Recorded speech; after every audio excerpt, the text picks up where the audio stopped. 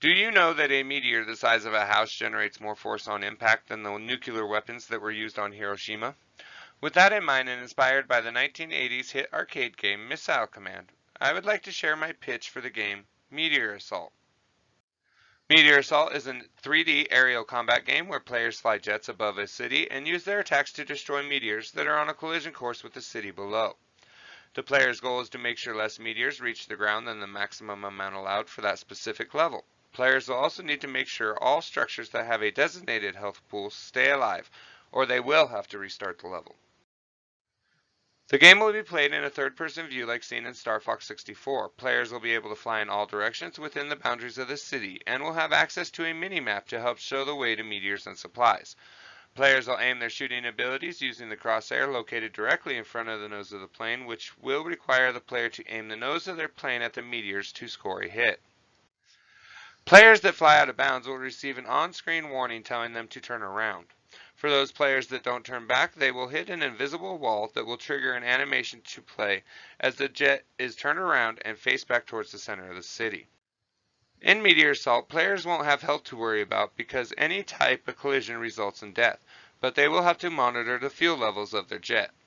Jets will consume fuel at a steady rate whenever the jet is being operated. Players will have access to a speed boost that doubles their speed while a button is pressed or until they run out of fuel. Players will consume fuel twice as fast as normal while boosting. Players will have two abilities they can use to attack: the standard shot, which has infinite ammo but only does minimal damage, or a missile attack that has slower firing rate and limited ammo but makes up for its faults with its explosive damage. Players will be required to aim their shots using the provided crosshair at the meteors if they wish to hit their target. Players will also have two request aid abilities, one for ammo and one for fuel, that will provide aid from the capital when pressed. These abilities share the same long cooldown, so players will need to choose wisely if they need more fuel or ammo to survive. Once aid has been requested, it will be attached to a parachute and shot into the air above the capital. Players will need to collect aid by flying through the item before it reaches the ground, or the item is lost forever. There are two kinds of meteors that players will encounter: standard meteors, which come in small and large sizes. These meteors don't explode or do anything special, and their health and damage is determined by their size.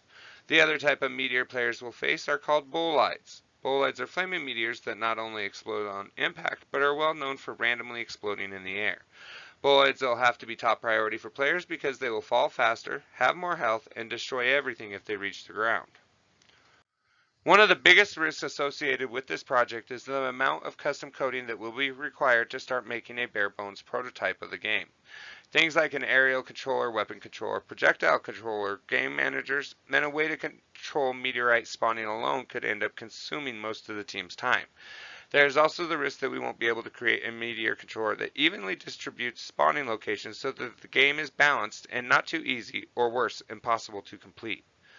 Now, even with these risks, there are a lot of things we can do to lighten the burden, like using the aerial controller provided in Unity standard assets, and other freely available sources.